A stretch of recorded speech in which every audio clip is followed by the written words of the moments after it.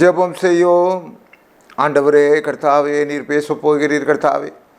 ஆண்டவரே, கர்த்தர் பேசுகிறார் என்ற ஆண்டவர் இந்த அற்புதமான நிகழ்ச்சியை, ஆண்டவரே அதிசயமான நிகழ்ச்சி ஆண்டவரே பார்த்து கொண்டு இருக்கிற ஒவ்வொரு உள்ளத்தோடு இடைபடுவீராக. ஆண்டவரே கர்த்தாவே, துன்பத்திலும் துயரத்திலும் இருக்கிற மக்களுக்கு ஆறுதலையும் சமாதானத்தை கொடுப்பீராக. உலகத்தின் சகல நாட்களிலும் உங்களோடு கூட இருக்கிறேன் என்று சொன்ன தேவனே, இந்த தாயாரோடு கூட இருங்க ஆண்டவரே. இந்த மாத பட்ஜெட்டை நான் எப்படி சமாளிப்பேன் என்று திணறி கொண்டிருக்கிற இந்த தொழிலதிபரோடு நீர் இருப்பீராக. ஆண்டவரே, அவர் இழந்து போன செல்வத்தை செல்வாக்கை திரும்ப கொடுப்பீராக. உம்முடைய பிள்ளைகளை ஆண்டவரை மனமகிழ்ச்சி ஆக்கும் கர்த்தாவே. உம்முடைய பிள்ளைகளை ஒட்டாதீரும் ஆண்டவரே. சத்துரு அவர்களை வேதனைப்படுத்த ஒட்டாதீரும் ஆண்டவரே. இந்த நாளின் செய்தி இவர்களுக்கு ஆசீர்வாதமாக இருப்பதாக. ஆமேன், ஆமேன்.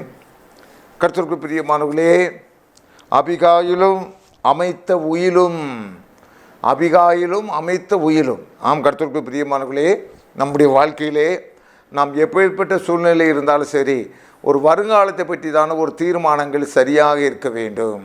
நான் இப்படி என்னை கர்த்தர் கொண்டு வந்து விடுவார், இந்த நிலைமைக்கு என்னை கொண்டு வந்து விடுவார் என்ற ஒரு எண்ணம் நமக்குள்ளாக இருக்க வேண்டும். எப்பொழுதுமே ஃபார்வர்டாக இருக்க வேண்டும். எனக்கு இவ்வளோதான் வாழ்க்கை, அப்படி அல்ல. கர்த்தர் என்னை தூக்கி நிறுத்துவார். எப்பொழுதும் அந்த சூரியனை எதிர்பார்த்து, வெளிச்சத்தை எதிர்பார்த்தே நம்முடைய வாழ்க்கையை ஓடிக்கொண்டே இருக்க வேண்டும்.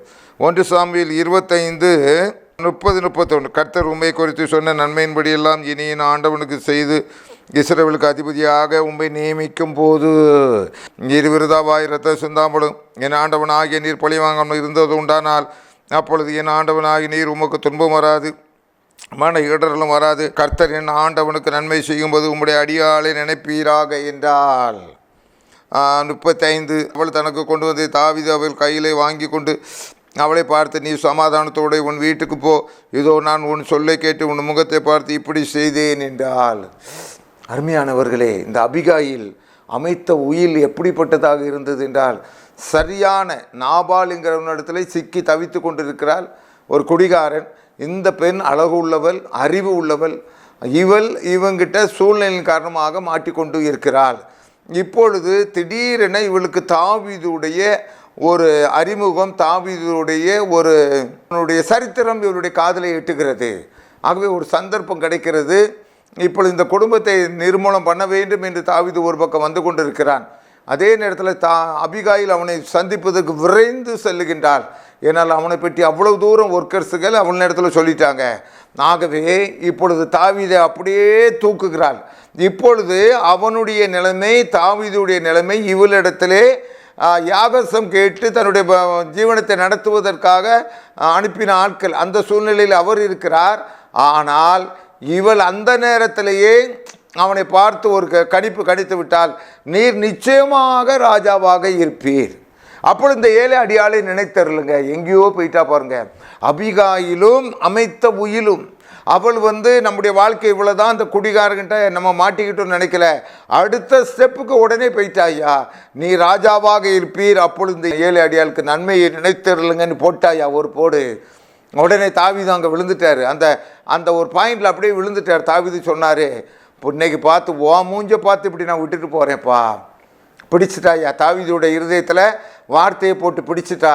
சரியான இடத்துல உட்கார்ந்துட்டா. ஒரு நாள் ராஜா வாங்கிறாரு. தாவீது ராஜா அபிகாயிலை தன்னுடைய மனைவியாக அவன் ஏற்றுக்கொண்டு விட்டான். கர்த்தருக்கு பிரியமானவர்களே, வறுமை வறுமை என்று வறுமையை நினைத்து கொண்டிருக்காத.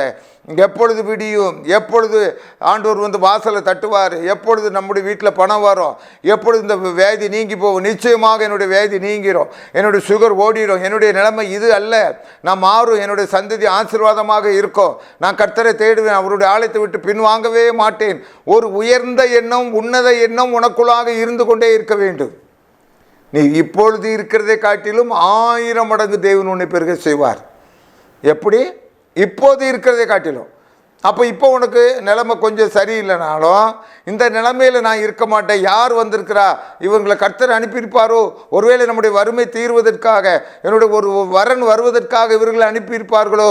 ஒரு எதிர்பார்ப்பானது உயர்ந்த நிலையில் இருக்க வேண்டும், உன்னத நிலையில் இருக்க வேண்டும்.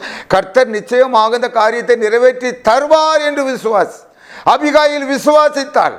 நீ ஒரு நாள் ராஜாவாக இருப்பா, அப்போ நான் ராணியாக வந்துடுவேன். அங்கே சொல்கிறா, எப்பேற்பட்ட சூழ்நிலையிலே ராஜாவுக்கு அங்கே சாப்பாட்டுக்கு வழி இல்லை. தாவீது ராஜாவுக்கு சாப்பாட்டுக்கு வழி இல்லை. அந்த சூழ்நிலையிலே அவனை அப்படியே தூக்கி வைத்து பார்த்தா. இப்போ ஒரு அரசியல்வாதி சும்மா ஒரு எம்சியாக இருக்கார், நீங்கள் அவரை பார்த்துட்டு சும்மா நானும் எப்பா நீ ஒரு காலத்தில் மந்திரி ஆயிடுவா சொல்லி பாருங்கள். உண்மையிலே அவர் ஒரு மந்திரி ஆகிட்டார். அப்போ அவர் என்ன ஓடி உங்ககிட்ட தான் வருவார். நான் சும்மா இருக்கும் போதெல்லாம் நீ சொன்னியப்பா மந்திரி ஆயிடுவா நான் இப்படியே ஆகிட்டேனப்பா. அதுதான் என் வாழ்க்கையில் கர்த்தர் எனக்கு தருவார் என்று நீ வாழ்ந்து கொண்டே இரு. கர்த்தர் நிச்சயமாக கொடுப்பார் உனக்கு கொடுத்து கொண்டே இருப்பார். ஜெபம் செய்வோம். ஆண்டவரே, நீர் கொடுத்த நல்ல வார்த்தைகளுக்காக நன்றி ஆண்டவரே.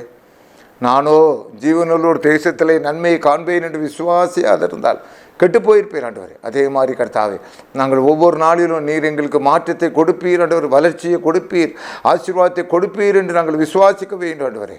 அபிகாயில் அழகாக தன்னுடைய வாழ்க்கையினுடைய உயிரை அமைத்து கொண்டால் ஆண்டவரே, அதே மாதிரி கர்த்தாவே இந்த பஞ்சங்கள் இந்த பாடுகள் எல்லாம் கடந்து போய்விடும் ஆண்டவரே. ஒரு நாளிலே என்னுடைய குடும்பம் கட்டப்படும், என்னுடைய வீடு கட்டப்படும், என்னுடைய தொழில் கட்டப்படும், நான் இழந்ததை மீட்டுக் கொள்வேன் என்ற நம்பிக்கையோடு நாங்கள் ஒவ்வொருவரும் வாழ கிருபை செய்வீராக. இயேசு மூலம் வேண்டுகிறேன் நல்ல பிதாவே. ஆமேன், ஆமேன்.